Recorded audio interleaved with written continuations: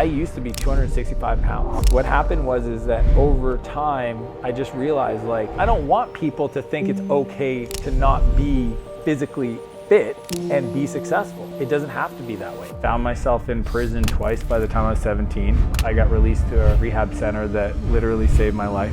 Dan Martell, this guy's a game changer, I'm telling you. You've written this extraordinary book. This guy has invested in $4 billion unicorn companies, launching his brand new $100 million fund. The Canadian Tony Stark. As soon as I started putting my health number one and pushing my mind, my net worth skyrocketed. There's a direct correlation. When I decided to physically exhaust my body, I learned to tame my mind. We got a local bank as a customer, credit union, and then all of a sudden the site went down and they threatened to sue us for like 100 grand. And I'm looking at our numbers going, I messed up for the third time. I'm not gonna be able to make payroll. Maybe my dad was right, I should get a job. And I got so bad, man, I would lay in the bathtub with just my nose above the water. And I would stay there for hours.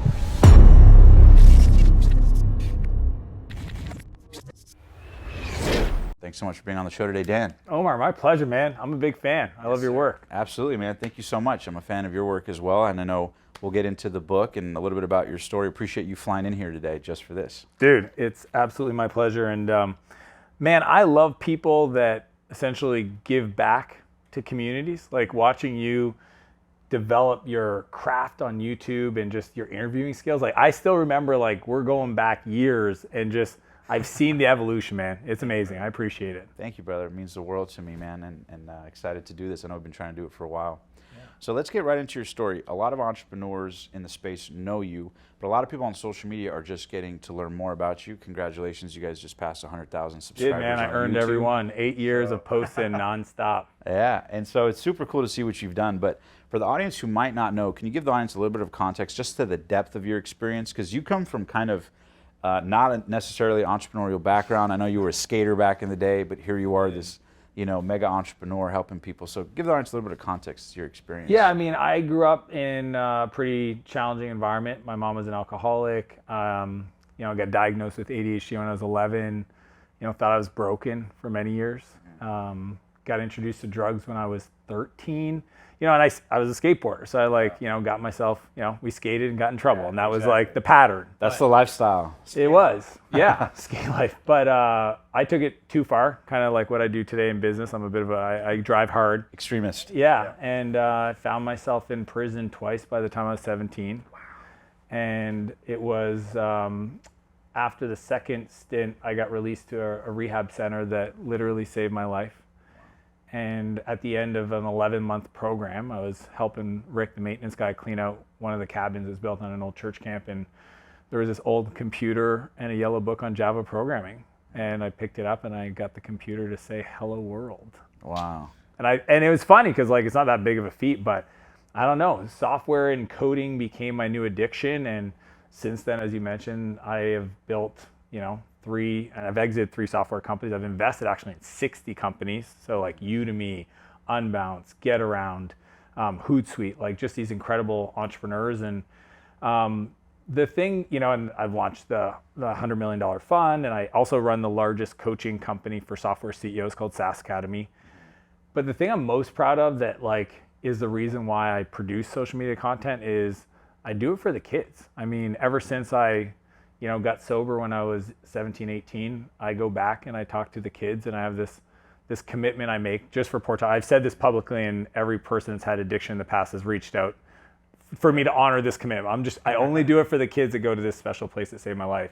Yeah. But I tell them if they stay sober for a year after they get out, I will put every resource I have behind making their dreams come true. Mm-hmm. And I mean it. And I've had dozens.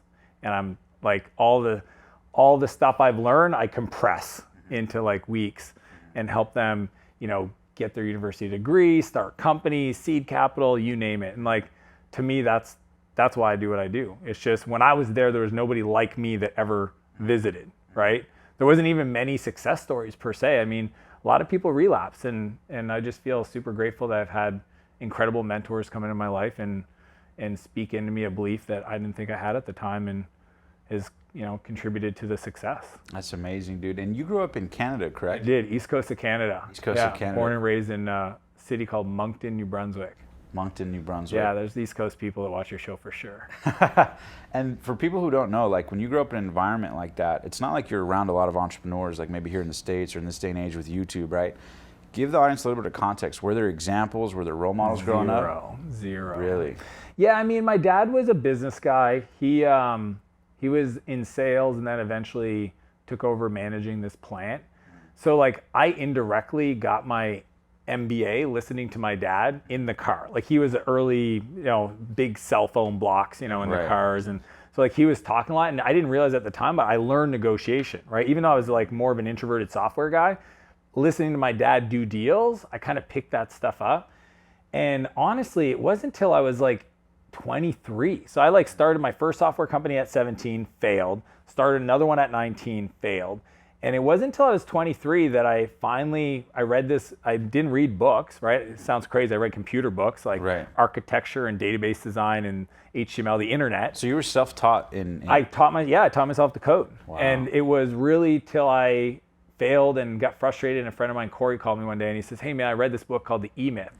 I think you'd like it." And I read it and it was almost like a spirit. I remember I didn't even read it. I was driving for 8 hours and I listened to the audiobooks. I listened to Michael Gerber talk about Sarah's Pies and how to create a franchise prototype. And I thought to myself, that's the thing that I'm missing, right? How do you build a system that's repeatable and scalable?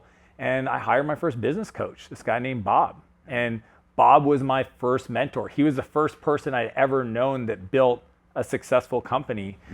And I'll tell you, man, like Bob showed me, I was good at the doing stuff, like the art part, but I didn't understand how business worked, right? I didn't understand how to create any of it. It sounds silly now, considering the book I wrote, but yeah, within a year we did almost $1 million in revenue and then just kept doubling for 4 years. I mean, it was a crazy ride. And for those first two companies when you were 17 and 19, just real quick, what type of companies were they? Like what problem did you attempt to solve?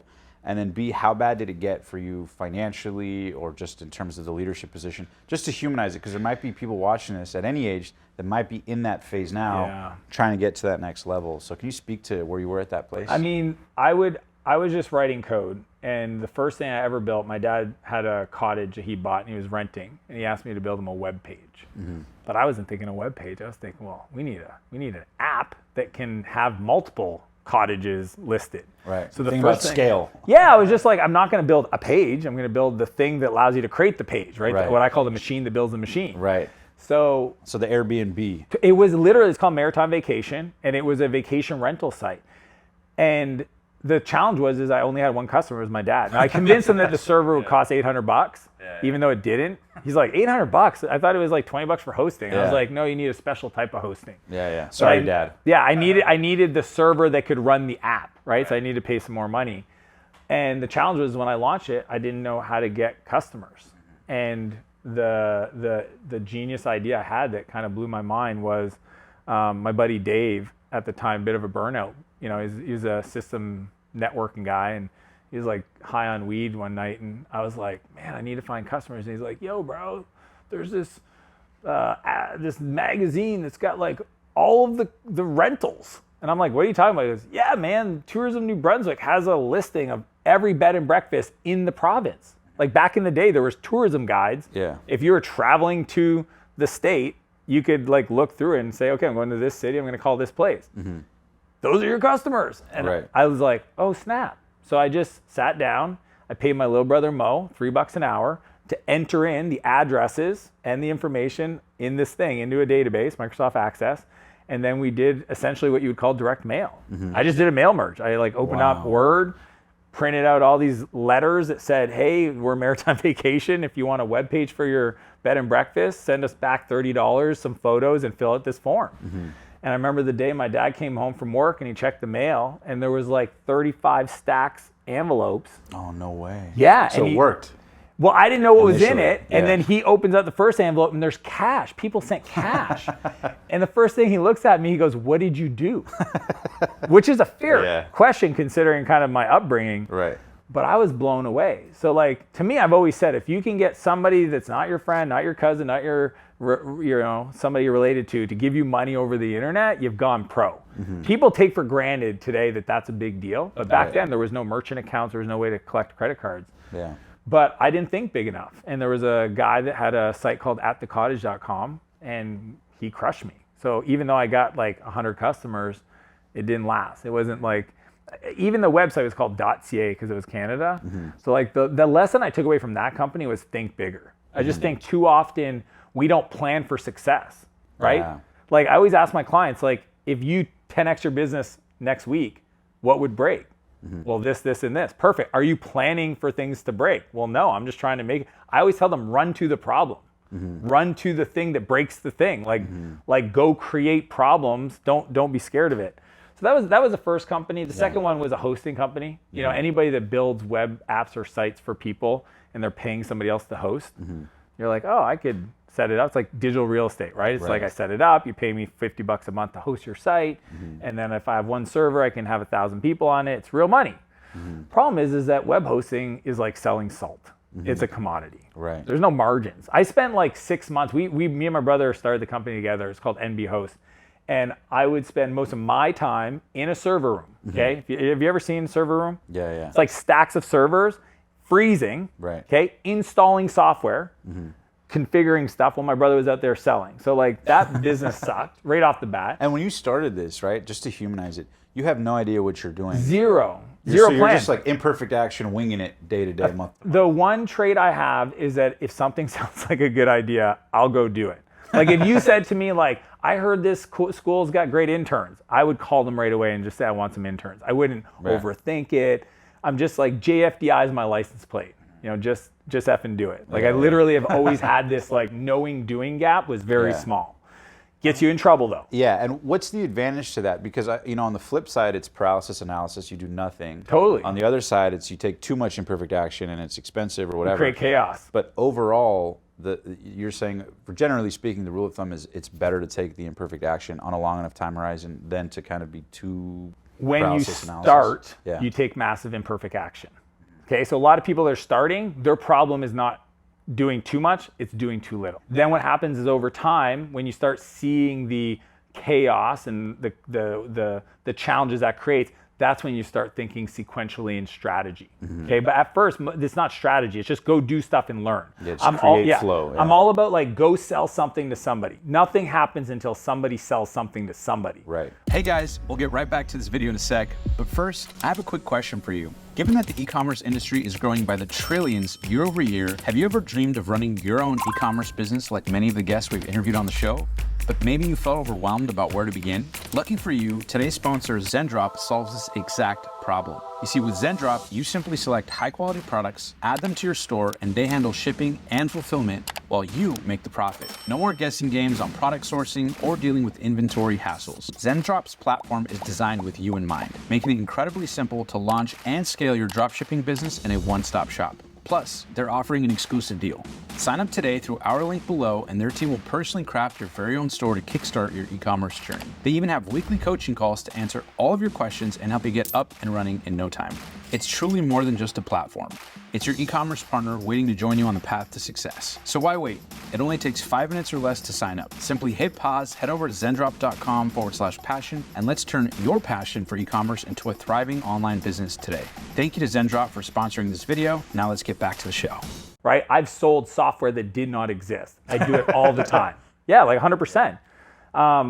And that was, my brother was the sales guy because he looked like a sales guy. I was the software guy because I knew tech. Like, it wasn't sophisticated. Right. But we ended up, we actually, like, on a high, we got a local bank as a customer, credit union. And then all of a sudden, the site went down and they threatened to sue us for like $100,000. Yeah. So that quickly catered the business. And my brother's like, I'm not doing this. I'd rather walk away. So we each lost like $5,000. Wow. You know, but I learned a lot. I learned don't build a business based on commodities. Don't sell stuff that doesn't have gross margin. I mean, it's a race to the bottom. Dude, it's like people don't understand. If the vehicle that you choose to get into business matters. It's almost like, I would say, who you marry, big decision. What business you decide to get in, big decision. But once you decide, then go all in. Like take that massive imperfect action, run to go create problems. But yeah, don't sell commodities. It's like there's just no room for reinvestment. And then business number 3, you're 23 years old. You start that. Yeah, 23, don't know what I'm going to start. My coach that I hired, Bob, hired him before I had the business. How much was he? He was $1,500 a month, but American. I'm Canadian. That's real money. Yeah. That's real dollars, okay? Yeah. I'm 23, right? I didn't even have a business. It was all the money I'd saved up freelancing. Were you scared to invest that money in the coach? I wasn't that I was scared, because up to that point, I was just looking for a different strategy. You know what I looking mean? for a way out of the norm. Just something, I was just like, I don't know what it is. It just can't be more of the same. And that was such a departure of what I'd done in the past, where I just kind of brute forced it, that I thought it's got to have some impact. And look, after 3 months, if it doesn't work out, good lesson learned. Right. But man, it was right off the bat, Bob just showed me how businesses work, right? Which sounds, to me obvious, but when I was starting, man, I didn't have a clue. And I remember we were trying to get our first customers, and he shared this great story about, a sales strategy. Because I was like, we wanted to sell to Fortune 1000 companies. I'm 23 years old. I decided to build this enterprise portal software, kind of this software that big companies would use, because that was like the only job I ever had. They taught me this thing. And I was like, Bob, I'm 23. Why would a CTO of Procter & Gamble hire me or buy our software? So you had these limiting beliefs, right? So many limiting beliefs. And the reason I ask this is because people watching or listening might see you or see some of these big entrepreneurs and think that they don't have those things. But the reality is those limiting beliefs were in you, and you showed up anyways, right? And so a lot of it is earning your way out of that belief, right? At a certain level. Sometimes it's ignorant is bliss. Yeah. Sometimes I don't know how hard something is. And so I just assume you could do it, kind of thing. Totally. I opened up a U.S. office. Had I known the amount of paperwork, effort, et cetera, I wouldn't have done it. Right. I was talking to my friend this morning, Lane, and he was talking about this building he built in his city. And he goes, if I would have known how hard it would have been, I would have gave up. But it's sometimes that ignorance is a beautiful thing, because you start to create momentum, and by the time you're in it, man, what, are you going to stop? Yeah, you're too much in it. Yeah. So but the limiting beliefs, I had every one. One, I'm a software guy. I'm not a sales guy. I don't know how to sell. I used to, my brother, you be the sales guy. Gary, you're the sales guy. Okay. He went and sold. He was good at it. And then I screwed up the tech side. Maybe I suck at tech. So all of a sudden I had a lot of self-doubt. Then when I started working with Bob, it's like, okay, well, now you're my business guy. I hope I can learn fast enough, because you're not running my company. I'm still the CEO. Right. And I had, I think, $75,000 saved up, right? So I had a business coach, I had a bit of capital saved up. And first thing I did is I hired 3 people. And I was like, okay, I've got this customer I just closed. Bob helped me get the customer. I got these 3 people. We got the contract, the work. Got this dinky little office. It was like friggin' 10 by 10. There's like the 4 of us, and then other people were trying to hire. I mean, I can't believe people said yes to being hired by us. Like it was a gimmicky operation. And were they older than you, the people you were hiring? No, they were all interns at the one and only company I ever worked at. Yeah. Like I went back and I was like, hey guys, remember how much fun we had? I'm doing this new thing. Well, you used the resources you had, though. I like that. I did, yeah. But I'll tell you what motivated me to not give up was one of the guys, Andrew. When I went to his house, he was about my age actually. And when I went to his house to sign the paperwork, I thought, he's 20, 22, 23, he lives in an apartment. It's a house. I was like, oh, maybe he lives with his parents still. Little girl opens the door. 3-year-old. Hi, is Andrew here? And she goes, Dad. Yeah. I'm like, oh man, he just quit his job to come work for me. And then his wife, Jill, top of the stairs, pregnant. And Andrew's like, oh, you met my little daughter? And I'm like, yeah. And he's like, cool, you got the paperwork? And I'm like, yeah, sign this. Omar, I got back in my car after that meeting, and I was just like, what did I do?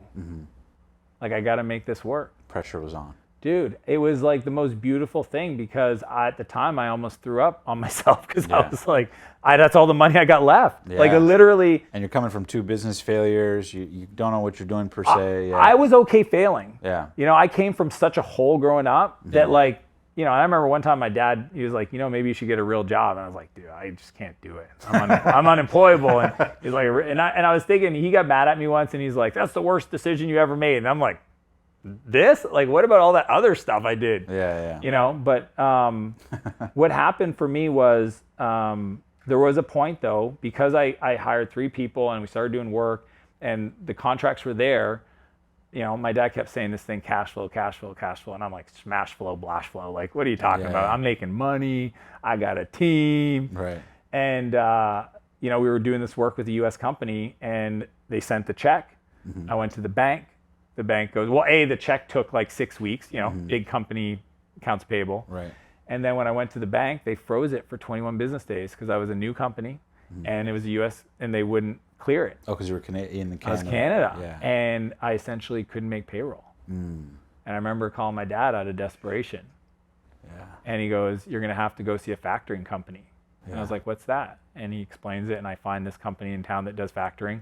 It's essentially a payday loan for businesses. They take 30%. Wow. And they lend you the money for like weeks. Yeah. And they still take the 30%. You have to sign your life over. You got to sign the account over, whatever.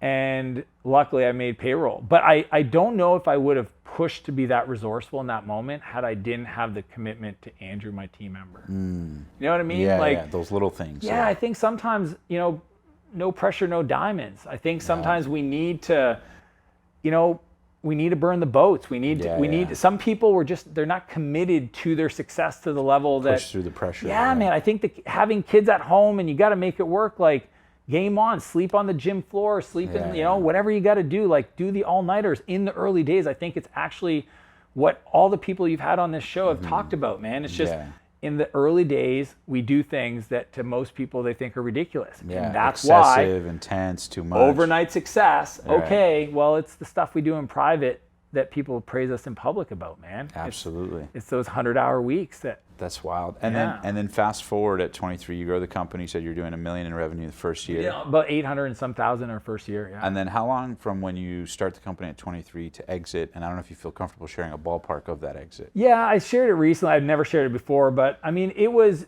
close to $6 million in 4 years though. And so you're 27. I was 28. So it's literally 23. I started hiring my coach. Started the company when I was 24. Did almost $1 million in our first year. Then it was like 2 million, so like 1.5, then 3, then almost 6, and essentially at 28 exited the company, which sounds awesome. For how much? Almost 6 million. 6 million. And does that change your life at that time? Is that U.S. or Canadian?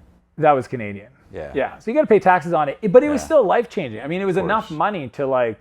I didn't think I ever had to work again. You know what I mean? I'm done. Yeah, I was just like, cool. I started building a new house. I bought a cottage. I got a wake surfing boat. I got a hot tub. I'm like, game on. You know what I mean? But was that the plan initially to sell the company, or as you were growing, did the opportunity come about? No, I never build companies to sell, but I always build companies that I can sell. Because a company you could sell is a great company to run. And so what was the catalyst from, running the business, making that first $1 million, and then little by little it's scaling up? What shifted in you, do you think, that took you from kind of, bumping into the walls to finally starting to get it? What were those first 1 or 2 or 3 things that really clicked to take revenue to the next level? I decided to focus on one thing and go deep.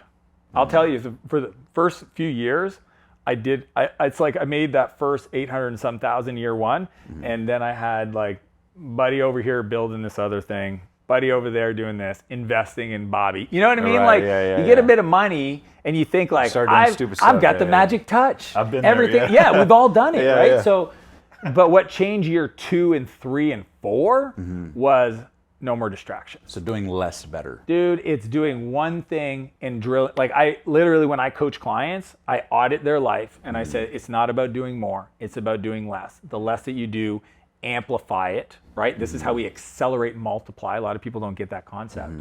And that was the big thing, is once I understood where I made money, how I made money, and dedicated my personal time to building a marketing and sales engine, we could always deliver because we were a technical team. But once we understood that, that's when the big growth came, and that's what was valuable to the acquirer.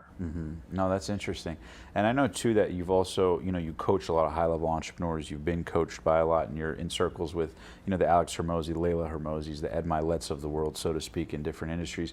Would you say that that's a common denominator that they have? Because one of the things that I've heard across the board from interviewing people is that same thing. It's like doing less better and deeper instead of wider. And when you're starting, you're kind of like, well, maybe this, well, maybe that, well, maybe this. It's hard to commit fully to something that you don't perceive as being the big idea, so to speak.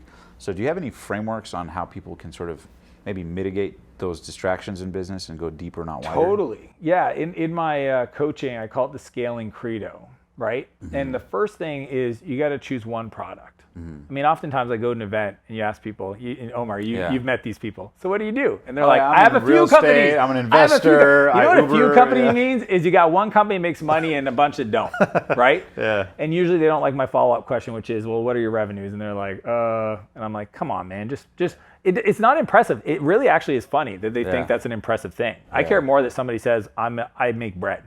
Right? But if it's like a protein bread, it's like, oh, that's cool, right? Yeah. Not I do bread and I do this and I do this. Yeah. So pick one product, okay, that somebody finds value. Then pick one avatar, right? Like oftentimes people get into business and they have this really great idea, especially in software that I come from, and they go, everybody could be a customer for this. And it's not that it's not true. Right. It's just, who would be the best customer first, right? What I call the ready to buy customer that has the biggest pain point, that sees your thing as like a must have, not a nice to have, a painkiller, not a vitamin, right? Like, who is that customer? Then it's choose a channel for selling that thing. Like, social media channel. what is it? Is it usually there's one of four? It's either paid, it's published, so like paid ads, it's publish, it's partner, or it's forgetting what the fourth one is, paid, publish, partner, or promote, right? Through your own stuff, like social and stuff. And my whole thing is what, like, you can make any of them work, right? I can do outbound and make it work if I stick on it, if I do enough dials, right? Most people try outbound sales and it doesn't work. It's like, were you doing 300 dials a day? No. The depth of reps, yeah. Yeah, and like, were you tracking it? What software were you using? Like, you know, like, you really got to go deep on the channel. But once you get the channel, then it can work, right? And then the second part is the sales process. Like, how do you sell this? Do you let people sign up for it? Do you let people get on the sales call? And can you get good at that sales call, right? The whole thing is to dig deep. See, it's kind of like, you know, drilling for gold. If all I'm doing is drilling 50 feet deep hole, it's like, okay, think of it this way. If I was building a fence in my backyard and I went around and I dug 2 foot deep post holes and I put the posts in, I fill it up, like the fence ain't going to be too sturdy. Right. But if I go deeper and I put the posts, like the fence is going to feel strong. You want your marketing to feel like its depth is like deep, right? So that it's kind of like, I always say, drill for gold till you find gold, then mine it. And maybe once you're mining it, stay on it till you start drilling other exploratory pilot holes to find other ones, but don't get distracted. Like, if SEO is crushing for you, make it really crush, go deep. If paid is working for you, go deep on paid. And until you get to that first million, then you can diversify. But too many people want to go too wide. And then the last part of it is follow up. Most people don't follow up. We know this, we hear this all the time. Fortunes are made in the follow up. Right. Dude, I love like real great salespeople because they'll hear across the room somebody talking about something that they are a seller for, and they'll be like, hey, what did you say over there? Yeah, my buddy Bobby just bought a piece of land and he's thinking of building a house, and this guy's a home builder sales guy. It's like, oh, what's your buddy's name? Where does he work? And they'll literally call them right away. They're on it. Yeah, and they'll stay on it until they say, like, hey man, I don't want to work with you. Like, follow up. How's it going? What's the latest? Just research this stuff. Want to send you more. And I think too often people are always on to the next thing. They go to an event and they're like, ooh, shiny objects. I got to go do TikTok ads. It's like, no, go work your pipeline. Show me where it is. Your email's full of opportunities that you haven't even followed up on, and you think you got to go spend the next 2 months doing TikTok ads. No, I love that. Business can be that simple. Hey guys, quick question. Have you been enjoying this video, but you're thinking to yourself, man, I love this content, but I want to learn how to grow my brand or my business? Well, if your answer is yes, you're not alone. In fact, millions of entrepreneurs deal with this exact same issue. And it's something that I've learned the answer to from interviewing 7, 8, and 9-figure entrepreneurs around the world. And this philosophy that solves all that is a concept called who, not how. Now, the who, not how philosophy states that anytime you're stuck on the hows to get to the next level in your life, your brand, or your business, that there's always a who to help you get there. And it's for this exact reason that I'm super excited to announce that I've officially launched our brand new Passionate Few community to help you do exactly that. And yes, it's 100% free. Join me and the thousands of other entrepreneurs that can help you make your life, your business, and your dreams a reality. With no further ado, let's get back to the video. Yeah, and I think what's interesting too is that a lot of people don't know sort of how to gauge. I think a lot of people, for lack of a better expression, that's why I love in the book you do it, is people don't have frameworks that are pre-decided on. Totally. And with the advent of social media, it's like, they listen to Grant on one side, says do this, or whoever the person is, right? This person says do that, this person says do that. And so now they have 7 different frameworks. They don't have their own, so they don't know who to apply. Some of the frameworks are in, friction or sort of, they conflict. Yeah. And so then people go, well, I don't know what to do, so I'll just go with like what the person next to me is saying. Oh, let me try organic this or that. So, with that context in mind, what's your best advice for when people should actually go deeper versus kill the idea? In other words, because what you're saying is like be resilient to a certain level, but there's also times, and I'd love to hear your thoughts, where something is evidently not a good idea. Totally. So what's your, based on your experience with, billion-dollar companies, investing in dozens and dozens, having your own successes, where is the line between this is a bad idea, I should kill it, and maybe it's not working, let me go deeper? Where is that line? It's a beautiful question. So I call it pivot or persevere. Okay, so in the software world, we hear this term called pivots all the time, right? Like YouTube started People's off favorite as word. like, it's really, I messed up and I failed, right? Like it's like a pivot is 1 foot firmly planted and you turn around it, not a complete implosion and start from scratch. Right. But we'll give people their terminology if they want it. But I just think it's a healthy place to get where you, like when I was building my company Clarity, I went to the team and I would say like every month, we're a startup. We're searching for repeatable, scalable growth, right? We're trying to get product market fit, and then we're trying to find a distribution channel. So every month we'd have a meeting called Pivot or Persevere. So nobody was surprised by it, right? If you're on my team, Omar, and I said, okay, it's that time of the month, and then, what do you think? I think we should persevere. Perfect. What are you seeing that tells you that? This, this, and this. Sounds good? What do you think? That way everybody's on the same page.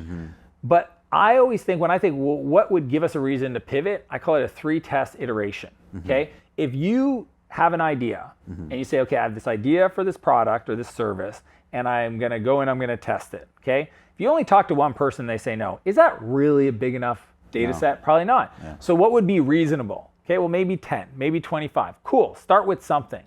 But don't change in between conversation. See, most people, the mistake, they have the first person. The person's like, oh, I like that, but you'd have to do this. Oh yeah, cool, I could do that. Do you want to become a customer? Yeah, for sure. Next person, that's cool, but we need this. Yeah, we could do that too. So my co-founder used to call me Sell Martell, because I would be that guy. I'd be like, I'm doing customer development. And they're like, no, you're literally doing custom project work for people. Which is not scalable, repeatable, breaks systems, creates friction. It's not, and you essentially just become a really inexpensive dev shop for a company, right? Because you're adding all these features for one customer. Like imagine you're getting like a $200 a month customer, but you had to spend like 10 grand worth of custom development. So the idea I always say is a 3-iteration test. It's like, I'm gonna do 3 iterations, like meaningful, like talk to 25 customers. What was the feedback? Okay, take the feedback, iterate, go talk to another 25 customers. Look at the feedback. Did it work? Yes, kind of. Let's do another one. And then that way, it's the same way I do if I'm gonna launch Facebook ads, a channel, a sales conversion process, like if I'm gonna do sales calls versus product-led growth, like a self-serve sign up, I always wanna give it 3 meaningful tries. But after 3, if there's no trend line that looks positive, that's where you gotta go look in the mirror and say like, maybe this dog don't hunt. Maybe this is a vitamin. Maybe this is cool to me, but not cool to anybody else, right? And because business shouldn't be that hard. The amount of founders that I meet that are been in business for 2 or 3 years, and it hasn't had any like material growth, and they're like really leaning in, it's because they're not being honest about what the market's saying, right? And they don't want to know, man, because it's scary. And they're too attached to it. And well, if I don't do this, well, shit, what's Dude, my you see it on Dragon's Den or Shark Tank, and you see it. These entrepreneurs get on stage, personal, dude, and they're like, I built this game, this board game, and they're like, how much have you invested in it? $400,000. Where did you get that? I emptied my life savings. How long have you been working on it? 26 years. Oh, wow. Like, what is the shark going to say?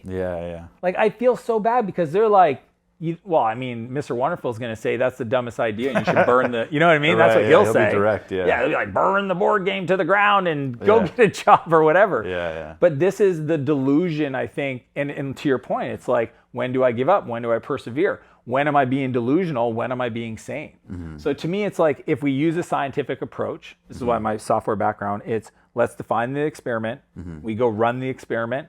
We look at the information and we're not attached. We're unemotional about the response. Yes. We're looking for the data that validates our assumptions. Yeah. That's the way. And I do 3 meaningful tests. I love that. And one of the things I heard from you recently, and I use it every day now with my team, is that a well-defined problem is halfway solved. It's such a beautiful, I think I love that quote. It takes off the anxiety, because a lot of times you might think something's a problem in business, but you're solving the wrong issue because there's something underneath it or above it or whatever. So getting the whole team on board, or even in a relationship, right? Whatever the context is, like a well-defined problem is halfway solved. Well, dude, how many times have you been in an argument with somebody and when you actually stop and you say, what is the issue? And they tell you, you're like, oh, yeah. I thought you were talking about this other thing. Right. Right? Or I thought it was this different lens on the thing we were talking different about. Perspective, yeah. Yeah. And I mean, I think you got that in context to the 1-3-1 rule, which I think is one of my favorite business scale strategies in the world, right? I talk about it heavily in my book, because buy back your time, as you know, it's not just about productivity. I think a lot of people come to it because they're like, I'm overwhelmed, I need help. What it is like that, yes, and it's one of the best books out there. And I know because I've read them all, hundreds of books on productivity and time management and scale. But the 1-3-1 rule is about leadership, right? How do you show up for your team so that you don't become the bottleneck? The reason why it's called a bottleneck is because the constraint is at the top, right? Which is the leader. The leader, yeah. So the 1-3-1 rule is, the one is, what's the one clear problem we're talking about? Like if you come to me and say, hey man, I'm having a hard time growing my business. I'm going to ask you, what's the problem? I don't know. Well, tell me what the problem is. Well, I don't know. Well, is it lead gen? Is it sales? Is it partnerships? Is it sponsor? And then you'll go, oh, well, it's lead gen. Perfect. Let's define it. What do you mean by that? So you got to help people. Like you said, yeah, let's just define the problem. And oftentimes when you write it out or you have them explain it, it's almost like they go, oh, now that I see it that way, I know what I got to go do. It pops out at you. Yeah, but 3, which is 1-3-1, the 3 is, what are the 3 viable options the person has considered, right? Because I don't want to be the bottleneck. I want to teach my team how to fish, right? How to have solutions, yeah. Yes, be a dude, it'll burn you out as a CEO if people that work for you only come to you with problems. Believe me, brother. I know, that has man. happened to me too many times. Too many times. But guess because then you're the one racking your brain. What about this? What about that? What about this? Well, it's no fun no more. Exactly. I want to talk Team. about solutions. Yeah. I want to create with you. I don't want to be the guy you dump all your biggest problems on. Yeah, or can't handle the bandwidth to come up with solutions. And we're the ones that create those environments. So the 3 viable options is 3, and then 1 is, what is your recommendation? And it's empowering for the person that brings that to you. The 1-3-1 rule. I had my HR guy, Adam, once. One of my companies, he had to hire 13 people in the quarter, and he was freaking out. And he's like, "Hey Dan, I don't know how we're going to do this." I'm like, "What's the issue?" It's like, "We got to hire 13 people in the next quarter," and I was like, "What's the issue?" And he's like, "I don't know how to do it." And I go, "Well, Adam, I appreciate your challenge, but I hired you. You're the director of HR to do the job. If I tell you what to do, then why would I?"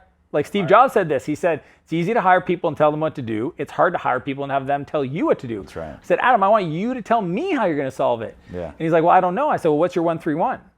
And he's like, oh, I don't know. And I go, well, how long would it take you to go write it out? And he's like, give me a day. Next morning, he texts me. He's like, I'm good. He crushed his goal. Because once he started doing the research, right, it's like the cameras, it's always glitching. Sure. Cool. What's your 1-3-1? Well, I don't know. Well, where could you look? There's this thing called Mr. Googs. You want to go try a little Googling, a little chat GPT, and I don't know. Right, yeah. But come to me with some solutions. Most of the time when they start then they're like, oh, there's a clear answer to this. I don't need to tell them. And it takes the pressure off. Dan will get mad if I don't do it right. It empowers them to look at it right themselves. Check this out. The person who helps build the plan don't fight the plan. Oh, so versus if it's your plan, delegating. Dude, then if it fails, it's my fault. If I tell you what to do, it doesn't work out, you're going to blame me. Yeah. That doesn't scale, right? I want you to help build the plan with me, and then we'll agree, and then you go do. Yeah. So there's that part of it. Smart. Yeah, and then at some point, they don't even bring the problems to you because you've essentially showed them how to make decisions. Yeah. And the more we can push decisions to the frontline people, what I call the individual contributors, the more we'll be able to do strategic thinking, not tactical thinking. And the truth is the people that are frontline, working with the customers, working with the vendors or whoever, they have way more context around the problem than we do back here because we're not in it day to day. And it minimizes the back and forth, like even by a little bit, and all those little bits you shave It literally off. can triple a company's productivity. And I love that you call the book Buy Back Your Time, because I'm the same, man. I'm a personal development junkie. I'm fortunate that I've gotten to meet half the authors of the books I got to read. But a lot of the things I love about what you talk about is similar. When I interviewed Alex, I asked him what % of his time does he spend working on the business versus frameworks.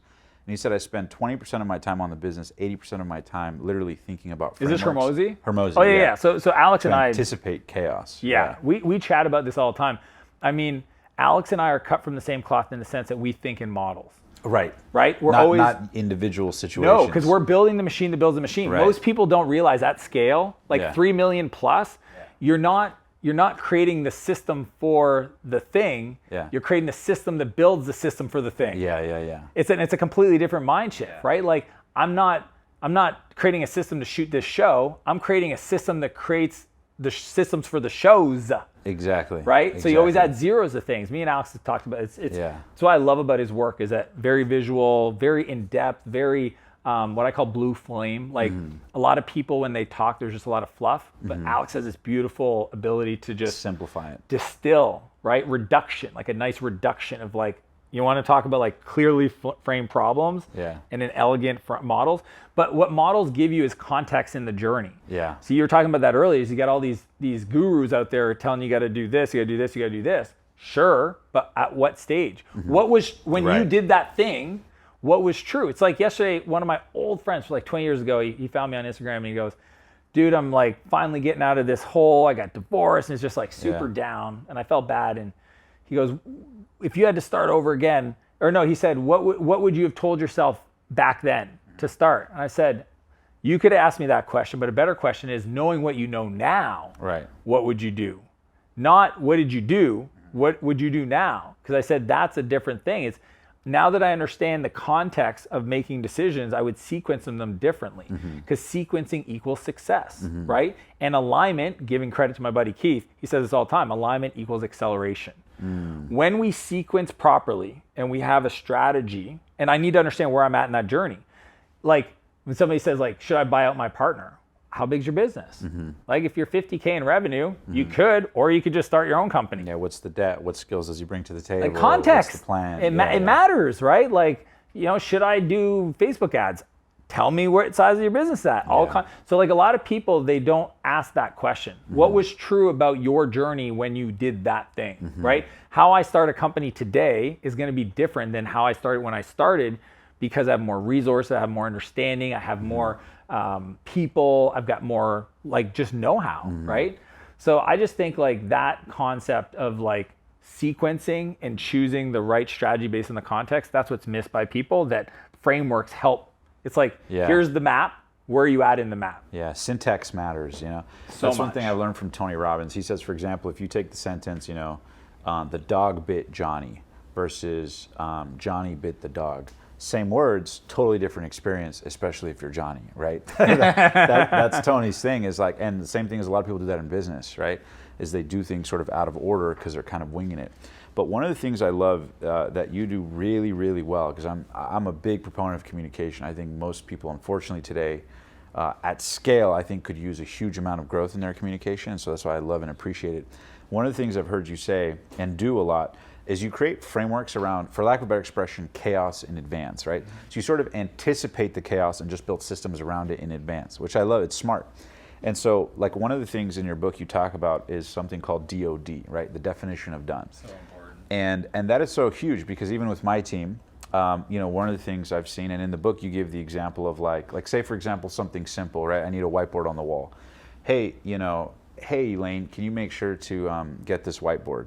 I might understand it one way if I communicate it that way or on the fly when I delegate it. But when you talk about DOD is the definition of done, meaning, hey, can you have the whiteboard on the wall with 3 markers, it hanging, and the trash for the whiteboard thrown away by this time?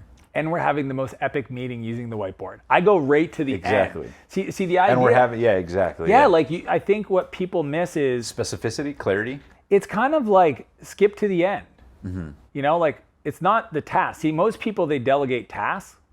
I don't do that. I delegate outcomes. Outcomes, yeah. Outcomes is where it's at. So the definition of done is saying, and I got this from software, because in software you essentially create what's called acceptance criteria. So You can't be vague in software. No, it's very specific. It's not just like create a sign up form for software. It's create a sign, like can I reset my password? Can I create a new account? Like all these things that are nuanced that if I don't write in there, the engineer who might be in a different part of the world, they're going to get it done, checkbox, but it's not, it meets 1/10 of your needs, right? And if you stack an organization like that, you have 10th missing here, 10th here, pretty Dude, soon. it's like 90% missing, the whole thing falls in on itself. It's like a house of cards. So the outcome concept is just such a powerful one, because once you understand it, you just change your language, right? So it's like... And you're not afraid to be specific up front.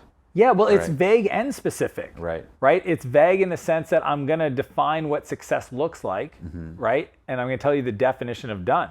So like, you know, bought a new car recently and I have a house manager, Betty, and I said, here's what I need you to do. I want to have this car in my garage ready to go with my license plates on, because I've got an event and I want to make sure that it's all ready and that it's insured. And so like I explained what I'm going to do with the thing. Yeah.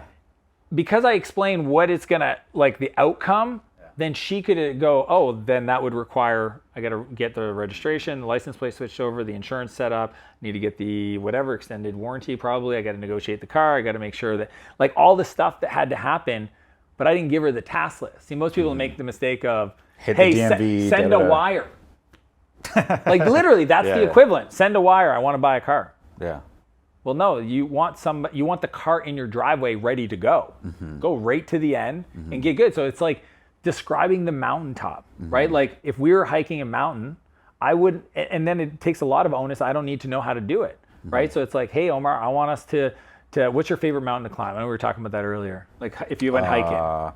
There's a place here in Orange County called Top of the World. Top of the World. Yeah. Okay, I've never been there, but I'm going to explain to you. Omar, tomorrow, we're going to get to the top of the world, and we're going to get up there, and we're going to feel strong and excited, and we're going to feel energized, and we're going to not be dehydrated, and it's going to be one of the most pleasurable hikes the whole way up. Cool? Here's what I need from you. Just send me a text every 30 minutes and tell me elevation gained. That's it. So all of a sudden now I set the outcome. You're going to get and notice I said you're going to feel great and all that stuff. So what are you going to need to feel great? You're going to need some water. You're going to probably need some nutrition, depending on the hike. And when you're sending me the update of elevation gain per day, that's the measure part. That's how I hold people accountable to the one number. If you only, in the first 30 minutes you do, well, I only did 100 feet. Well, what's going on? I got lost. Perfect. How could you fix that? Well, probably helpful if I got a map. Anybody around? Yeah. Do you ask them if they have a map? Oh, good call. All right. So you're coaching the person to the outcome, but you're not telling them how to do it.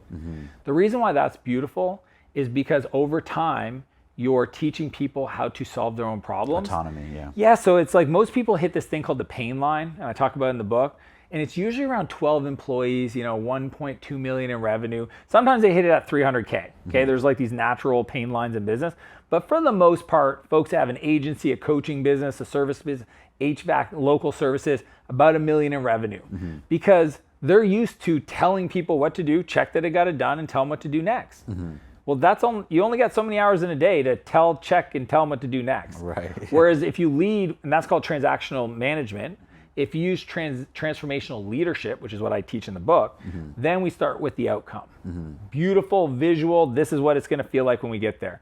Next thing is, let's define how we're going to measure progress. Do you know most people can't tell you what their boss is going to measure their success on? Yeah, it's true. Dude, how are you supposed to play the game if I don't know how to get a score? Yeah, you can't get better what you don't measure. Yeah, and then the third thing is coach. How do I coach them to get better? Coach to success. Showing up for a team. Think about this, like when you have a team, most people spend a lot of time and money. Think about how much time you spend on marketing. How much time do you spend on coaching your team? Like that can't be 99 and 1%. So like coaching your team means like no different than if you had a client you were coaching. How are you coaching your team? Are you training them? I had a client once, he was so funny. They hate talking to me because I'm always like, I ask the question and then I get them into a corner and then I drop the mic and they're like, oh man, but I literally said like, what are you frustrated with your team? He like said, my team is late on project, this and this. I said, make a list, It's like, Bobby, make a list. He made a list. Okay, cool. Sorted by the most annoying things.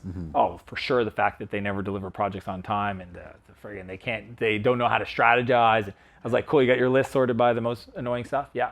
All right. When's the last time you trained them on number one? Never. Yeah. Are you surprised? Like, do you think that you've learned how to do this? Did you just happen to wake up when you were 11 and it was just magically downloaded in your brain and you're like, I'm so good at managing my time? No. Yeah. You read the books, you went to the seminars, you hired the coach. Like CEOs that are watching this, they go to seminars, masterminds, training, etc. Their team doesn't. So why aren't you? And as soon as I said that, he's like, I got it. Clicked, yeah. Yeah, because now he's got a playbook to start with his most annoying frustrations, to go train his team, to then hold them accountable to an output that he's now clearly defined. Yeah. And if they don't adhere to that, then it's a people problem. Prior to that, it's a process problem. If you're a business owner, you know that one of the biggest challenges is finding good quality, hardworking talent you can trust. Fortunately, there's a solution. A1jobs.com. A1 is a global talent company that specializes in recruiting the best of the best when it comes to finding, sourcing, vetting, and placing key hires inside of your business, whether it be admin, customer service, sales support, lead generation, CRM management, marketing, social media, and everything in between. And they offer a 100% satisfaction guarantee. Want to find out more? Check the link in the description below and apply to book a free call with the A1 team now. You can also go to a1jobs.com to learn more. Thanks to A1 for sponsoring this video, and now let's get back to the show. One of the things I'm hearing too, it's interesting, is like a reoccurring theme of like, you're almost like seeking conflict in advance to be proactive against it, because probably there was a lot of, you probably basically are so good at being proactive because you made all the mistakes being reactive. Every one of them. Every one of them. And so you're like, shit, I'm never doing this again. So now you come up with these frameworks, right? Pain is the greatest teacher.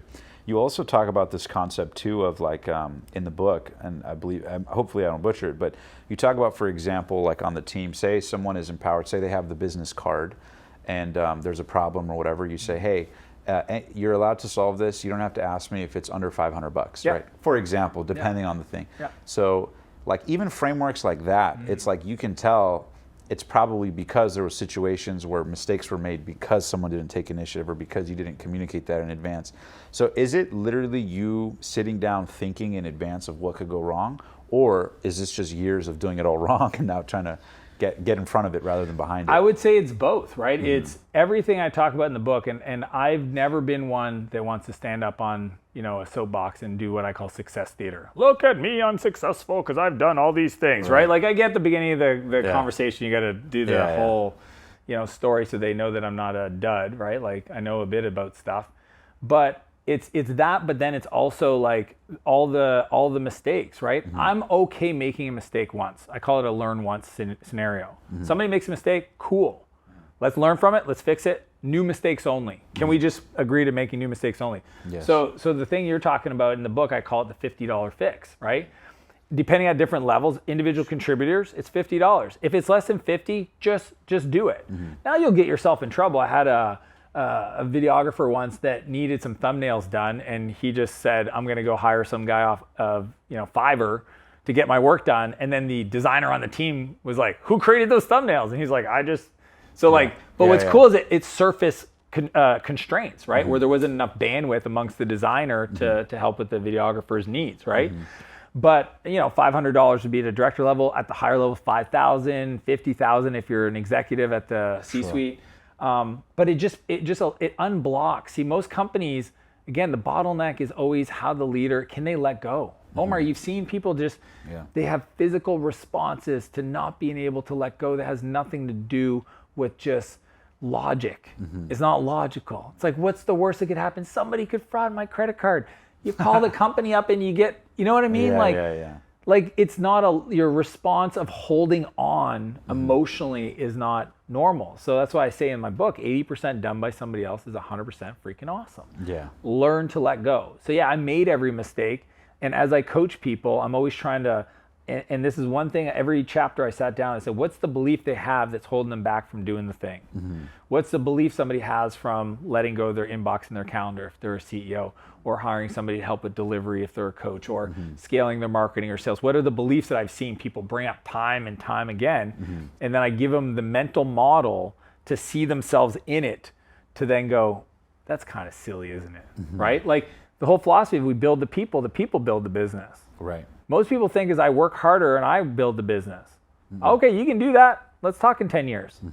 You build the team and the team builds the business. It's literally, I don't know why you would want to do it any other way. Right. I want to co-create with my team. I don't go to work and I have people that work for me. Dude, I tell my team all the time, don't call me boss, I'm not your boss. I show up and I ask you, what do you need from me? I work for my team. Think about a mental model, like that's a complete shift. Right. I do not go to work and expect anybody to do anything for me. I go to work and I say, what do you need from me to unblock you to do your work? That change in language unlocks, like, that's what takes a business from being good to absolutely great, because the people show up going, oh, this person wants to see me succeed. They don't, because imagine if I said every time you make a decision, show it to me first. What did I just communicate? I don't trust you. Yeah. Oh yeah, I want to work for the guy that doesn't trust me. So the people that are good won't put up with it. So guess what? They go somewhere else. Yeah. So the only people you can hire are not good. So when the person says to me, man, my team is a bunch of people that can't get stuff done. How do you find top talent without having to break the bank? I literally hear their pattern and I know exactly the problem. It's not the market. There's really talented people out there.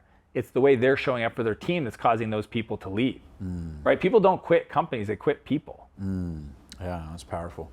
Now, how does this apply in a relationship context? I'm curious. The best. Right? Yeah. I mean, is it hard to, for example, I mean, obviously you've been married, so I'm sure some of the stuff has spilled over. It took a while. It took a while, yeah. But what advice do you have for entrepreneurs who are, because they say the divorce rates are highest among entrepreneurs. Obviously, they could have a lot more chaotic lives than people who have more, I guess, routine lifestyles, especially when building the business.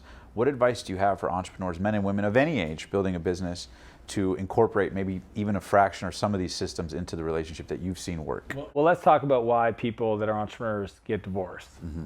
Work too much, fight with their wife, money problems, never see their kids, and they just fracture, right? And especially for men, our default is to run to work because it's where we feel significant. Tony talks about this. Right. If you do a Date with Destiny, I think I saw you there. Yeah, Yep. Renee and I went last December, and we've gone 2016. Here's the thing is, if you don't create the space to buy back your time, the thing you're building, the company, the people you're building it for, dude, they never asked you for any of that. I had a buddy of mine come to me one time and he was in tears, and I was like, what's going on? He goes, man, I just finished your book. And like 5 years ago, I remember going to my wife and things were really bad at work, and I told her for the next 3 years, the kids aren't going to see me in the morning or at night because I got to get up, young family, right? And for 3 years, I got up before they woke up, and I got home after they went to bed, and I didn't see them. Wow. And I said to him, man, I don't think your kids asked for that kind of debt. And the only reason you did that is because you didn't understand a different way. The different way is to buy back your time to do things that make you more money, that give you more energy, so you have more to give your family. So when it comes to family, I think, applying the things that work in your business at home. So what works in your business? Weekly meetings, right? With your whole team. Let's all get on the same page. What we're going to do this week. Quarterly planning, right? Monthly reviews, a scorecard of some sorts. Let's apply it to home, right? My wife and I have a meeting every Wednesday at lunch. We have an agenda. It sounds robotic to some people, but it's like the first question I ask her every Wednesday is, how have I showed up for you as a husband? And my only response I'm allowed to say is, thank you. Not fight it, not argue, no, nothing, zero. Omar, it's literally, Renee, how have I showed up for you as a husband? And she's allowed to download. If you were on your phone last night, or you didn't pick up after yourself, whatever she wants to say, I just got to sit there and I got to take it. And my only response is thank you. That's one of like 6 or 7 different things that we go through. And vice versa, yeah. 100%. But how do I have time to have that meeting on a Wednesday at lunch with my wife every week? I bought back my time. How do I have time to bring my bike to school in the morning with my kids, right? So like all these things that people do the work for, they never ask for it. And the only reason you're having to do all that extra work is because you haven't learned. I don't care if people buy my book or not. I care that they understand what they're truly sacrificing when they do these. I'm doing it for my family. It's like, it's baloney, man. Like it's just, you're not willing to go look in the mirror and do the hard work, which is be consistent, design your perfect week, show up and delegate and become a better leader. Your business will never grow more than your investment in your own personal growth. Like the law of the lid, John Maxwell talks about this. So entrepreneurs need to understand that you can have that within a few weeks, right? Like I had a guy yesterday, he came to a lunch I was hosting, and he's like, dude, I hired an executive assistant. I got 35 hours back out of my week. Yeah. One hire. Yeah, it's a game changer. It's a game changer. Now, what about when it comes to people listening to this or watching this? There's a lot of people who maybe just starting in business, maybe it's multiple 5 figures, 6 figures, 7 figures, just getting that momentum, and maybe feel a sense of like, well, I'm struggling right now, or I'm not making enough money, so I can't hire a VA, or when's the right time, or I want to be, cash conservative. Do you have any frameworks around when someone should maybe make their first 1 or 2 hires? And obviously, I know you need context, but like any mind maps or insights on when to make your first 1 or 2 hires and for what roles generally? Yeah. I mean, me and Alex, actually, Hermosi, we about 2 years ago, we were talking about this because like it's the sequence, right? Right. So like, a lot of people get stuck for years just because they're afraid to, and they imagine, it's I don't want to make the wrong one, or it's yeah. expensive, and what if I waste my time? So I created this framework called the replacement ladder, and it's arguably the right sequence to hire because it's the least expensive with the biggest payoff for time. So the first level, it's called level 1, is executive assistant, is administrative work. Okay, but the key outcomes, we talked about outcomes, is inbox and calendar.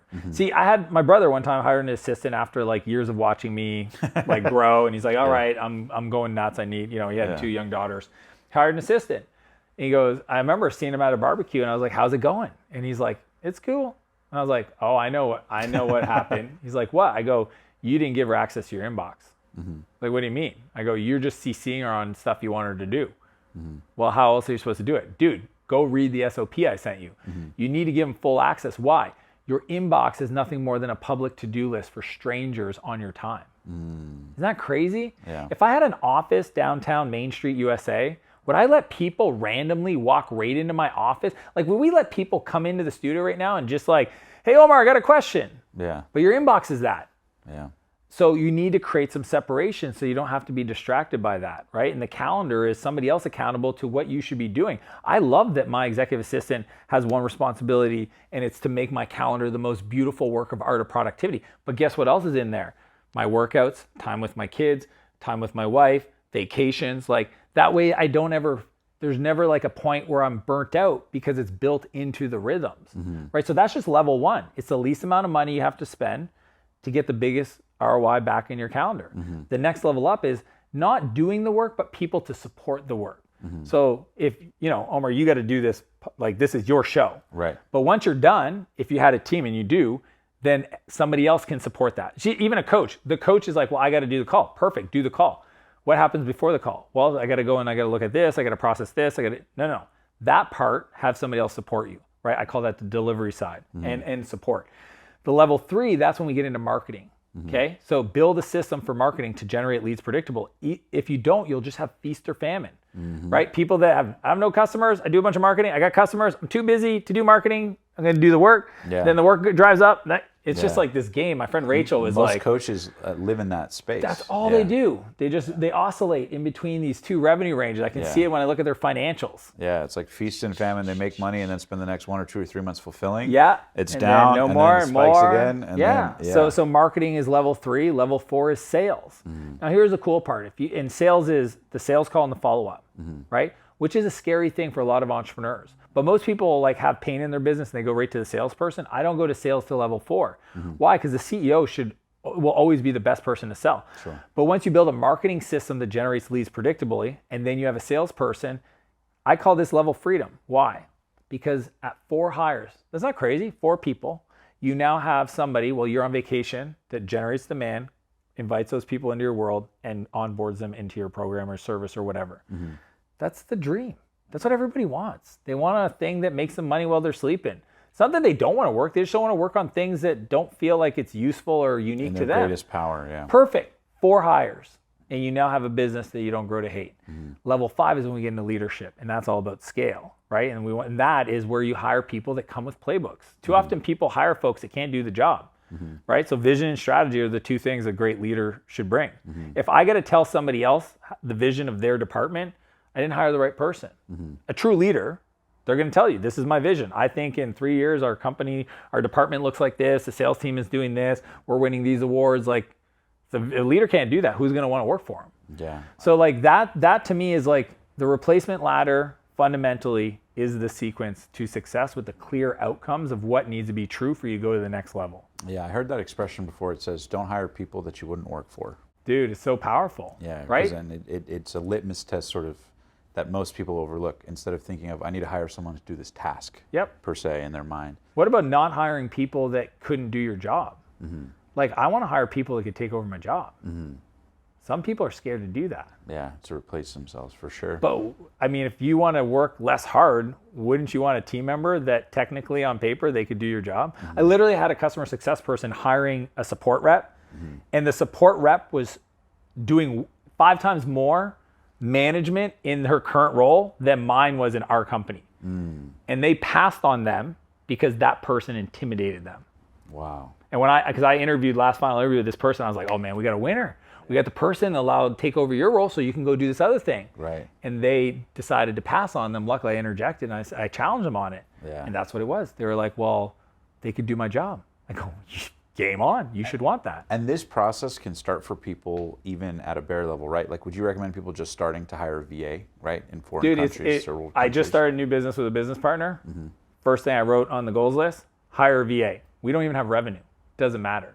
It's the number one thing. Think about it. Because it will free up your bandwidth to then focus on the revenue generating all activity. that person should be doing is things that make money. Right. Not pushing paperwork, calling the bank, setting up the books, all that stuff, like managing email. Yeah, let the VA. And it's also what I call like a low stakes tightrope. You know, learning how to work with somebody else is a skill. And a lot of people have never done that in their whole lives, right? Somebody else doing work you're accountable for, coaching them, delegating. How does that work? So start at the lowest risk. Don't go high. Like, people are like, I need to hire a COO. You don't even have an executive assistant. Okay? The COO is a couple $100,000. The executive assistant is not near that. So where do you want to learn how to delegate things that are meaningful in your life?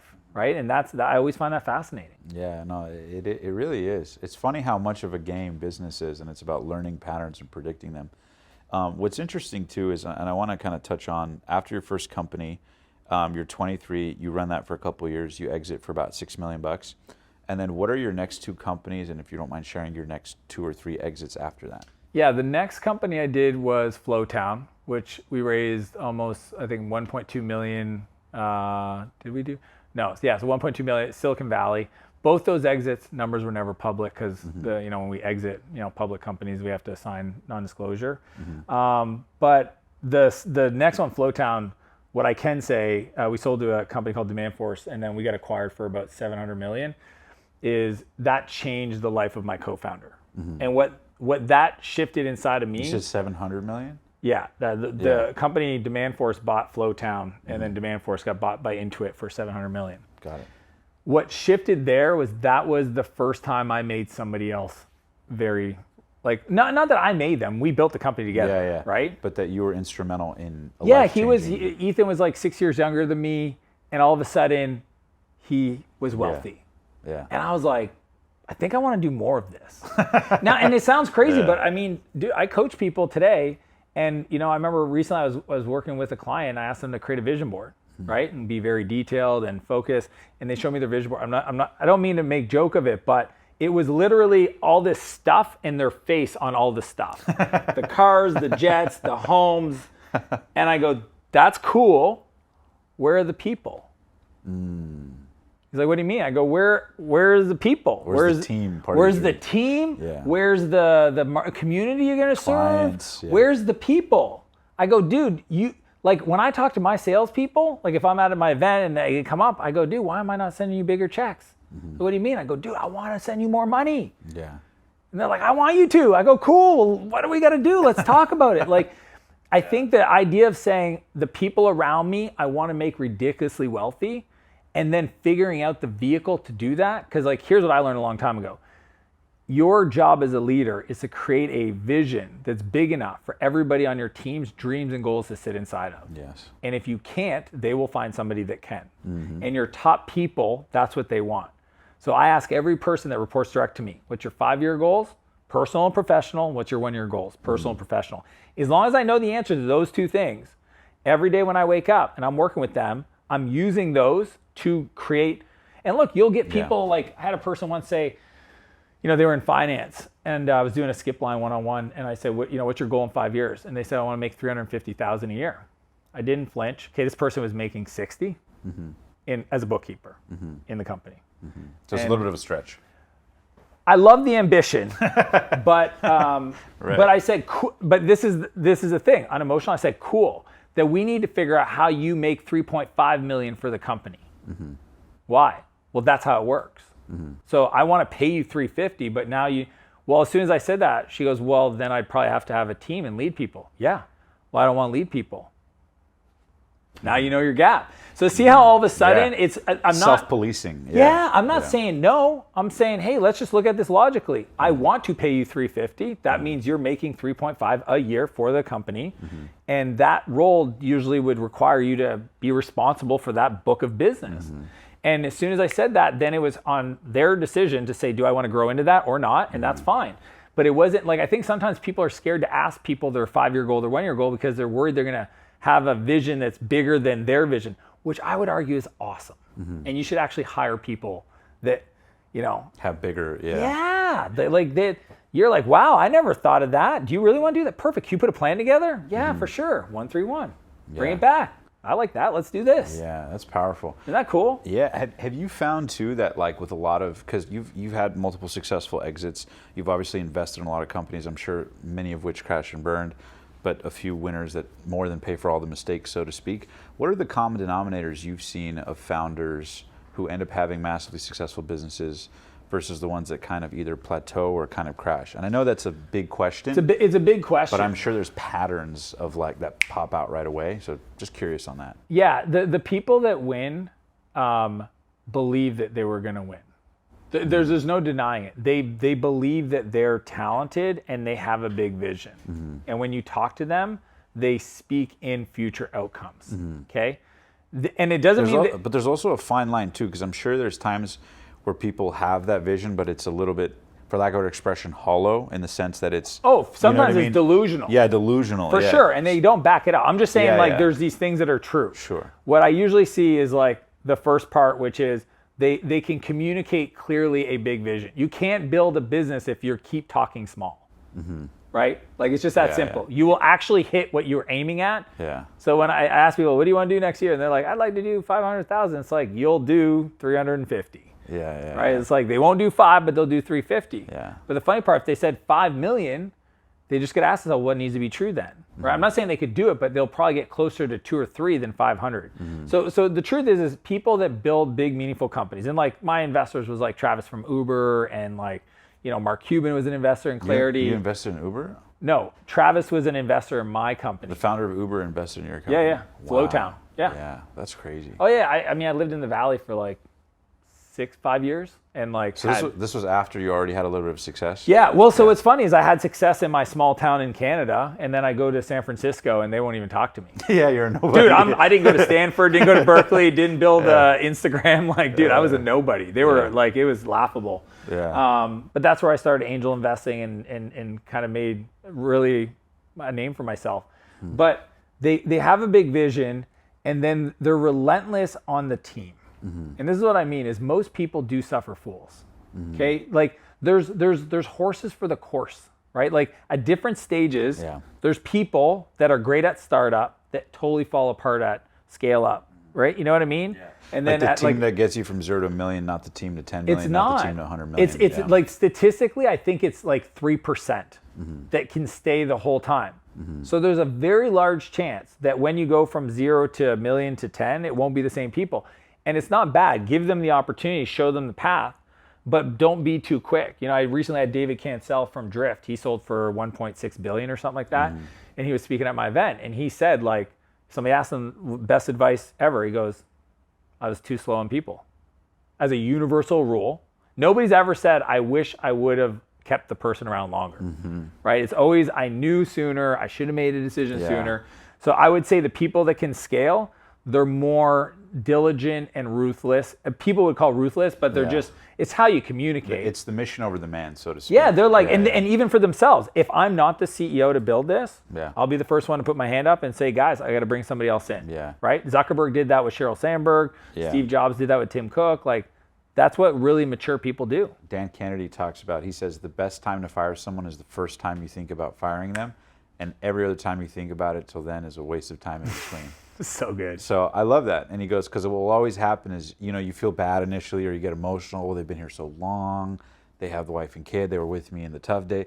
And so, 1 or 2 or 5 or 6 or 12 of those over time can be holding the business back, but you have these emotional attachments. So I guess what you're saying, is a little bit of that, right? Putting a little bit of, not that they don't care about those people, but no, you can love somebody, they just man. can't. Yeah, we call it transitions. Is we got to transition them off. I've had, like, we transitioned a guy off our sales team last week, and he texted me thanking me for the opportunity, and I introduced him to 15 people that should hire him. Just not a fit for us. Still a great human. Yeah. Right. And then the third thing I would say that I see people is their relentless desire for growth. Dude, it's like, your personal income, I think Jim Rohn said this, your personal income will never surpass your personal development. It's coaching, right? Zuckerberg had a coach. Mark Benioff from Salesforce he had Tony Robbins. Yeah. Like, they go hard in the paint. Shopify, Toby and Harley are good friends of mine. I've had them on my podcast. And they talked about, they built an executive coaching team when they were like 20 employees because they knew, build the people build the business. Right? So like great CEOs know, if I want to become the person who can run a publicly traded company, which is rarefied air. If you're still CEO of a company you founded, we're talking Bezos, Buffett, like rare. It's not normal, right? If they want to do that, they got to grow. They got to become the person who can deal with that size of problems, which are not the level they're at today. You got to add, I call them factors of 10. Add a zero. $10 problems, $100 problems, $1,000 problems, and keep going, right? Like Oprah said once, she was getting sued for like $1 billion. Somebody asked her, like, geez, how do you deal with that, man? It's like $1 billion. Like, how do you feel? And she goes, I'm just grateful to be the kind of person that has $1 billion to be sued for. Right? I love it. Because she's learned how to deal with $1 billion problems. Yeah. Everybody's like that. It's funny. At one time I asked, I had a mentor who was a 9-figure guy. He passed away, unfortunately, but I used to ask him, like, what's the difference between, your mindset, the pressure, everything at 7 figures versus 8 figures versus 9 versus multiple 9 figures. And he told me, he goes, the difference is, he goes, at 7 figures, I'd have 1 or 2 lawsuits and I'd be losing sleep. I'd be fighting with my wife. I'd be stressing out. He goes, at multiple 8 figures, I'd have 10 lawsuits and a bunch of employees having issues and all this. And I'd sleep on silk sheets like a baby still. And then at 9 figures, I'd have my lawyer deal with it while I was in Hawaii with my wife and kids. And so it's not that the problems go away in relationships or business. It's that you just develop the bandwidth and systems, so to speak, to sort of cope with them and deal with them. So to think that you can outsmart problems is not the case. It's really a matter of like getting ahead of them with solutions. So I think that was a great way to put it. Yeah, it's they always say, don't wish the problems went away, wish that you got better. Yeah, don't wish it were easier, wish you were better. Jim Rohn. Yeah, Jim Rohn, you say that, and I think that is fundamentally what it is. And actually, Alex shared this with me one time about the, using the expert frame. Run through the scenario 1,000 times. How would you feel? How would you respond? 1,000 times, like literally visualize. You have to fire your co-founder 1,000 times. Whatever the most craziest thing that you're like struggling, losing sleep over. On the 1,000th time you do it, pick up the phone. Today's your last day. Appreciate the time. Yeah, you've gone through it. Yeah. Yeah, and I just think that's what happens is that you just learn that most people will stress themselves out more based on the fear of what could happen than what happens. Yeah, they say, what does it say? A coward dies 1,000 deaths, a courageous man only one. There we go. Yeah. And it's funny because even Alex and Layla, they talk about frameworks in many contexts. Like I remember a video where they were talking about, he goes, him and Layla were having like friction early on because Layla was a little more, masculine and assertive, and he didn't feel like she was feminine, and right, so there's a little bit of that dynamic.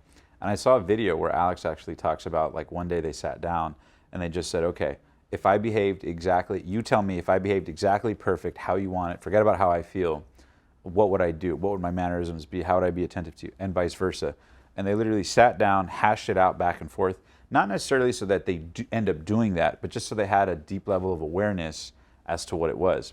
But most couples would never do that, right? Most people in most businesses wouldn't take the 15 minutes or however long because it's hard or frictionful. Same thing in business, right? I'm sure you've seen it at times where people run major companies that haven't asked themselves what seemingly is a simple question to you at the executive level, right? So have you seen that pattern as well? It's just people most afraid people, to have the hard talks. They don't want to confront the truth. Why not? Well, I'll give you the question and then the follow-up, and everybody can ask themselves this question. Mm-hmm. If somebody bought your business tomorrow, what's the first thing they would change to make it better? And then usually people know exactly what that is. Mm-hmm. Then the follow-up is, why haven't you made it? Mm-hmm. And what has this allowed you to avoid? Mm. So it's like asking questions of ourselves without having to go through the pain. That's what maturity is, right? Of getting to have that. And most people, it's like in software, it's I haven't put my prices up. Why not? Because I don't want to lose customers. Why not? Well, I don't want to go back in revenue. Is that true? Mm-hmm. Right? Like anybody's done yield pricing knows that's not true. You're going to lose the worst customer. If anything, you're going to make more money with customers that love your product more, they value more. Like nothing changed, but it's just these emotional, like assumptions. That's not logical. Mm-hmm. So it's, I think, most business is this beautiful game of personal development, right? Mm-hmm. With this, it's like unlimited compensation program, right? Yeah. And it's really this forcing function for you to become better. Mm-hmm. And I love that. It's like, if I want more, I got to become more. Mm-hmm. If I want to succeed, I got to figure out what belief I have that is truly not serving me. Mm-hmm. And we all have it. It's like new levels, new devils. At this level I now have, mm-hmm. You got to learn how to deal with complexity. It's just like, you brought up Jim Rohn. He used to say, you should be lucky that nobody gives you $1 million because you're not a millionaire. Because mm-hmm. a millionaire isn't somebody who just has $1 million because mm-hmm. people win the lottery all the time. Right. They don't get to keep it. Right. Because it's a mindset, right? So like if I gave you $10 million today and if you never had any money, you would lose it because you haven't built the capacity to deal with that complexity. I call mm-hmm. those complexity ceilings. Mm-hmm. So to me, it's like you should invite that pain, that challenge, that struggle forward, knowing that on the other side of it, you get to become more, have more. Dude, think about this, Omar. People are running around wishing for the thing. I want the car, I want the jet, I want the whatever. Mm-hmm. But they don't realize that what they're going through today, mm-hmm. the struggle, the pain, the challenges, it's getting them ready to receive the thing they've been asking them for. Mm. Isn't that cool? Yeah. That they're actually in training, getting ready to receive, because if somebody gave it to you today, you would lose it. Yeah. So don't be upset. Look at this challenge you're dealing with today in your business. If it's don't have enough time, if it's I got people problems, if it's the bank just called my line of credit, if it's my software, nobody's buying it, cool. Because on the other side of that, you'll be ready to receive the thing you've been asking for. Mm-hmm. And on that note, I'm curious because I always, when I do interviews, I always try to hear from the perspective of the audience, right? And so one thing I know is that there's tremendous amounts of value here, but I also know there's going to be men and women from all over the world listening to this that might say to themselves, well, these philosophies are great, Dan, but easy for you. You've had, millions of dollars of exits. You have all this experience. So from the position of money, it's easy to talk about delegating and team and systems. But, I've never had, multi-million-dollar exits. I don't have that, right? Like these things might pop up for people. And you didn't start there, right? You earned your way. So my question is, I guess, twofold. But the first part of it is, do you remember a significant shift, maybe the first time you got a wire for, millions that I'm sure prior to that you may have not had that amount before? Or do you remember any significant shifts after experiencing those exits where something changed for you in terms of like, you could go back and kind of see like what shifted, like what were new ways of thinking or ways that unlocked, aside from just buying stuff? There's been so much. Mm-hmm. I mean, there's been, here's the thing is, I'm sharing in this book, okay? Mm-hmm. When I wrote the book, I wrote down 25 people's names. These were podcaster, artists, friends of mine, small business owners. They were not software titans, entrepreneurs, investors. Right. I didn't write the book for them. I wrote it for the people that are waking up every day, fighting the good fight. And I just wanted them to learn how to build a business they didn't grow to hate. And it literally is meant for the person that has no money, okay? Because if you have no money, guess what? I teach you the buyback rate. if your buyback rate's low, go become more valuable.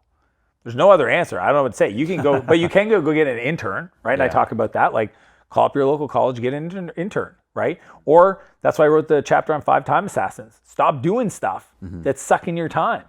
The vices, the bad habits, like no money spent, time back. So I get that people have that perspective, and it's easy to see somebody that's successful and dismiss their advice because, but they don't. And look, I'm a white dude. I get it. I get it. I get it, man, to the highest degree. But I would just invite people to consider that every imposter syndrome, self-doubt, fear of failure, mess up, overheated discussions with team members, investors calling, our loans, whatever, every challenge that somebody ever could have gone through. I've been there, I've done it, I document it publicly as much as I can. I'm not here to say that I don't make mistakes. I make them every day. I want to make mistakes because that's the only way I'm going to get better, right? Like, that's the feedback loop. That's why I have a whole chapter on feedback, because I want to create the scenario where I'm asking my friends, I'm asking my team, I'm asking my wife, how can I show up better for you? Right? And that's my invitation to people that want to become more so they have more to give. Right? I think at the end of the day, life comes down to 2 concepts, right? And they're connected. One is become the best version of yourself. Okay? I believe I was created in the image of God. He has a vision for who I could become, the 10.0 version of myself, my highest self. So every day I wake up to try to become that person. And then the other part of that is share that person with the world, right? We can only keep what we give away. Most people don't realize it, but if you're not healthy or if you're overweight, the best way to get healthy is help other people lose weight. Yeah. Sounds crazy. Yeah, they say the best teacher is the student that needs it the most. Dude, it's like, that's why most people that you resonate with their teaching, they had the thing you went through. Pain point, yeah. Yeah, because they understand it. So I think literally every human on earth is here to do those 2 things. Become the best version of themselves. Give that person to the world. Give it to your family. Give it to your community. Shine your light. Don't keep it to yourself. Don't hoard it. Teach people. Send the elevator back down. I don't care if it's on social media or with your kids. It doesn't matter. But be intentional about it. And that is why I want people to buy back their time, so they can start thinking, like, how do I become more? What could that look like? And as I'm doing that, how do I share that process with other people? Because there's so much value in that, in creating a feedback loop, in creating accountability, right? Yeah, and just being really responsible with it. I think that's really what I'm hearing. And I want to ask you this. We talk a lot about systems and how to optimize. Can you talk about, real quick before we wrap up, as I want to ask, just to humanize it to the audience, can you talk about maybe the most challenging time or day in business? I'm sure there's been times that were just unbelievable, low lows. Any moments like that you feel comfortable sharing, obviously, maybe finances were tight or a team or pressure or whatever, just to humanize some of the lowest of lows, so that people can kind of be like, holy shit, like, I get it. There's been, again, dozens. I think I write about most of them in the book, right? I mean, I've been sober now for 11 years. There were some serious things I talk about in the 5 time assassins. I mean, one of them was when I was building my company, Spheric, the first company that finally succeeded. I got to a place where I couldn't make payroll. I was 2 years in. I grew way too fast. I couldn't factor. This was like... So your bank account was literally like... Literally, I grew too fast. Like, people don't realize the sound of growth is cash flying out of your business. Yeah. Right? Unless you have like a positive cash conversion cycle, like most businesses have to spend money to make money. Right. And I didn't understand finance enough the way I should have. And we just closed a bunch of deals. I hired a bunch of people. It was December. They all started like November, December, and then Christmas happens. Well, December 15th, everybody's gone. Vacation, They're off. Well, a few things happened in December for me. You got December 26th, which is my birthday. Yeah. Well, what do we do every birthday? We reflect on our lives. And I'm looking at our numbers going, I messed up for the 3rd time. I'm not going to be able to make payroll. Maybe my dad was right. I should get a job. Yeah. And the second thing is New Year's Eve. Same thing. Yeah. Reflect on your life. And I got so bad, man, I would go in the bathtub, and I'm a big dude, and I would lay in the bathtub with just my nose above the water. And I would stay there for hours until the water got cold. I did that probably for 2 or 3 nights in a row. Yeah. Don't know why. It was almost like it was just my way of dealing with that pressure. Yeah, just to get away. And out of desperation, I got up one day and I cold emailed the previous prime minister of the province, our governor essentially. And I said, here's who I am. I'm Dan Martell. I'm 20, I think 26 at the time. I got a $2 million business, 12 employees. I need some people like me. Is there anybody you can recommend? And he replied, 1 o'clock in the morning. Wow. And he introduced me to 3 people, and those 3 guys became mentors of mine. Wow. And you had no connection to him? Wow. And I've told him, he never knew. He didn't know how, because I didn't tell him my situation. But dude, his name was Frank McKenna, and I have shooken his hand, told him to his face. I've publicly, like when I've won awards, we won business awards, and I would say, and why do I do this? Because of people like Frank. Yeah. Why do I put out content? Because of people like Frank that didn't have to, didn't know me, and just, it was just like, I didn't know people like that existed at that point. And those mentors showed me how to fix my cash flow problem, fix my business, change the way I thought about what I was doing. And I don't know, I'm just so grateful for sometimes these angels that show up in our lives. And it could be literally a person walking by that just happens to smile in the right moment when you just needed it. And that's why I think the power of belief in other people is like in us all to give. Subtle, big ways, doesn't matter. Dude, I love that. And the last question I have before I wrap up with a little game here is, when you look back at the landscape of both A, what you've done in business, but B, not only are you actively investing, not only do you have this fund, $100 million fund where you guys are buying businesses, not only do you have, coaching clients, right? So you've had a wealth of experience, past, present, and even going into the future with everything you do. I want to ask you, how important do you feel like fitness and an active lifestyle has been in that process? It's my jam, bro. And so I wanted to ask that because I know you're a skateboarder like me. You have roots in that. And I know for me, I've always considered myself an artist. If I'm in one place too long, it's like, I need to move. I need stimulus. And you're always 4 a.m. hikes. I see you running, biking, water, land, Ultras, water, and Ironmans, sea, man. Yeah. So how important has that been? Because I'm sure if someone applied all of these philosophies, but didn't work out, it probably might not hit as much, right? So my question is, how important has that been, past, present, and going into the future for you? If you could shed light for people, who may be thinking about that. Here's the truth, right? Because there's no correlation per se that if you are fit, you make more money. Right. Look at Trump. There's a bunch of Right. these examples, but here's what I know. The only thing that's going to increase your output is increasing your capacity. Right? And my capacity to go wake up and be there for my family. Like I don't want my kids to sacrifice me being around. So if I have to wake up at 4 to get my stuff done, to get work done, by the time they wake up and we have breakfast together, that's what I'm going to do. I can't do that if I'm not healthy, right? I don't have the capacity. And I learned a long time ago, because I've had a few health scares in my life and I've had a lot of friends, that when you're healthy, dude, we have 100 goals, right? I want to do this, I want to do this, I want to do this. When you're sick, you got one. So To be healthy. Yeah. Yes. So what happened for me, and it really I used to be 265 pounds. I was a big dude. Really? Yeah, dude. I'll show you Dang. photos. Put it on the edits or whatever. So you're an overweight skater dude. I was a skater dude when I was a kid. Yeah. Then I got into computers. Yeah. So all I did was sit there and tap on a keyboard. Yeah. That's when I put on all the weight. Yeah. And then I struggled with my weight for years. And right? substances too, probably. 100%. Yeah, I started drinking. I should have quit, but it took me a while. 11 years sober now. But what happened was that over time, I just realized I don't want to be an example. See, when you start building an online profile, people are looking up to you, right? I go speak to these kids, they're looking up to me. Well, now I got to be responsible for who I'm showing up as. Right.